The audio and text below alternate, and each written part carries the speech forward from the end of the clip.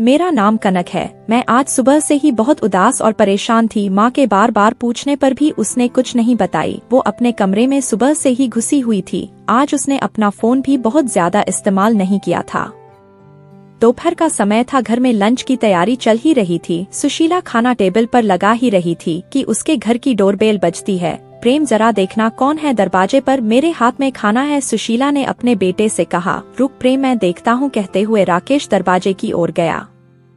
अरे प्रेमा जी, आप आइए आइए, अंदर आइए। मुस्कुराते हुए राकेश ने हाथ जोड़े और झुककर प्रेमा को अंदर आने को कहा ही था कि उनके पीछे सुशीला आ चुकी थी। अरे प्रेमा बहन, आप सब ठीक तो है ना? आइए, आप बिल्कुल सही टाइम पर आई हो, बस खाना लगा ही रही थी डाइनिंग टेबल पर, सुशीला ने प्यारी सी स्माइल देते हुए कहा।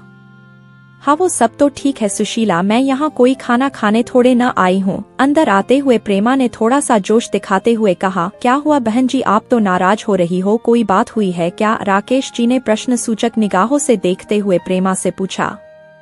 प्रेमा ने उनके प्रश्नों का उत्तर न देते हुए कहा। कनक कहाँ है जी? वो अपने कमरे है, अभी बुला देती हूँ। पर क्या उसने कुछ किया है? सुशीला ने फिर से वही प्रश्न किया। कनक का जिक्र चल ही रहा था, तब तक वो भी अपने कमरे से निकल बाहर डाइनिंग हॉल में आ जाती है।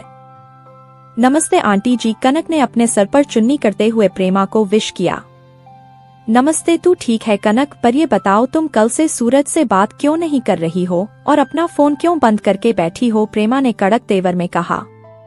अब घर के सारे सदस्य सहित प्रेमा भी कनक को ही देख रहे थे। देखो, सूरज बहुत ही इमोशनल और हठीले स्वभाव का लड़का है। अगर तुम दोनों के बीच कुछ हुआ है तो तुम अपनी ओर से सॉरी बोल के रफा दफा कर दो। मैंने तुम दोनों की सगाई के बाद शादी में 4 हफ्तों का टाइम इसीलिए रखा है ताकि तुम दोनों आपस में बातें कर सको, एक दूसरे को जान सको, इसलिए नहीं कि रोज रोज मुंह फुला के गुस्सा करके बैठ जाओ। कनक, क्या हुआ है? और प्रेमा, आंटी सही तो कह रही है। अरे छोटे मोटे झगड़े तो अक्सर होते ही रहते हैं कपल्स में, अब हमें ही देख लो, शादी के इतने दिनों बाद भी तेरी माँ मेरे से रोज झगड़ा कर ही लेती है, फिर भी मुझे सॉरी बोलकर मामला रफा दफा करना ही पड़ता है। राकेश ने कनक से जोली अंदाज में स्माइल के साथ कहा। आप तो रहने ही दो, बच्चों को ऐसे टाइम पर भी न ये ही एग्जाम्पल देना। बेटा कनक, अगर कुछ है तो हमें बताओ, कल को आपकी शादी सूरज से ही होनी है, इतना अच्छा लड़का हमें फिर नहीं मिलेगा। प्रेमा दीदी सही कह रही है, सुशीला ने भी कनक को समझाने की कोशिश की। कनक, हम तो अपनी दोनों फैमिली के भले के लिए कह रहे हैं। शादी के इनविटेशन कार्ड तक बढ़ चुके हैं, सारे रिलेटिव्स को पता चल चुका है। अब अगर कुछ होता है तो क्या कह के उन्हें मना करेंगे, ये हमारी दोनों फैमिली की नाक का सवाल है। और अब प्रेमा ने सुशीला की ओर देखा। सुशीला, मैंने तुम्हारी बात पर भरोसा करके अपनी दोस्ती को रिश्तेदारी में बदलने की कोशिश की, लेकिन ये कनक तो कल से सूरज को नाराज करके बैठी है। वो कह रहा है, माँ तुमने न जाने कैसी अनपढ़ टाइप की लड़की ढूंढी है मेरे लिए, अब तू तो जानती है सुशीला, मेरा सूरज बाहर पढ़ा लिखा है और ऊपर से थोड़ा हठीला है। अगर उसने एक बार मना कर दिया तो फिर अपने बापू की भी नहीं सुनेगा। अब तू देख ले, इसे उसे सॉरी बोल के मनाना तो पड़ेगा।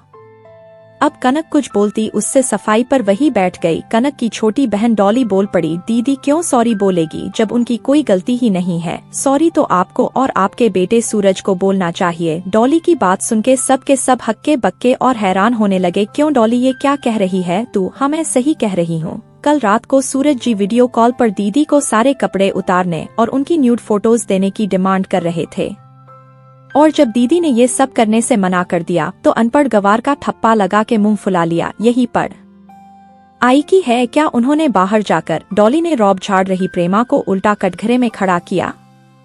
नहीं नहीं, ऐसा नहीं है, तुम शायद गलत समझ रही हो। वो क्या है कि सूरज जरा मॉडर्न टाइप का लड़का है तो बोल दिया होगा, इसमें कौन सी बड़ी बात है। और वैसे भी आजकल तो ये सब नॉर्मल हो गया है। सोशल मीडिया के जमाने में प्रेमा ने झूठ मूठ की सफाई देकर अपने बच्चे को बचाने की कोशिश की।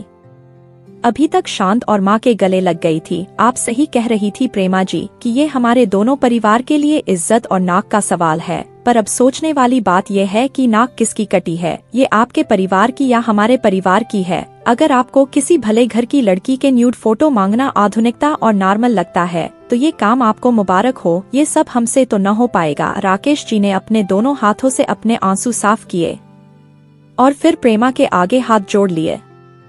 प्रेमा तू सब कुछ जानकर भी अनजान बनते हुए मेरी बेटी से सॉरी बोलने के लिए यहाँ तक चली आई, पर कोई बात नहीं, मैं तेरे घर पर तेरे बेटे की इस हरकत पर ये भी कहने नहीं आऊंगी कि तेरा बेटा मेरी बेटी के आगे सॉरी बोले, क्योंकि इतनी संकीर्ण सोच रखने वाले इंसान को मैं अब दोबारा देखना भी पसंद नहीं करूंगी। अब तुम जा सकती हो। प्रेमा अब कुछ बोलने लायक ही नहीं रही थी, वो अपना मुंह लिए चुपचाप वहाँ से जाने लगती है। राकेश और सुशीला अपनी बेटी को अब गर्व से सीने से लगाते हुए कहते हैं, ऐसा पढ़ा लिखा होने से अनपढ़ गंवार होना ही लाख गुना अच्छा है। दोस्तों, उम्मीद करती हूँ आपको हमारी कहानी पसंद आई होगी। कहानी पसंद आई है तो वीडियो को लाइक करें और चैनल पर नए हैं तो चैनल को सब्सक्राइब करें और नोटिफिकेशन बेल को जरूर दबाएं ताकि अगली अपडेट सबसे पहले आपको मिले।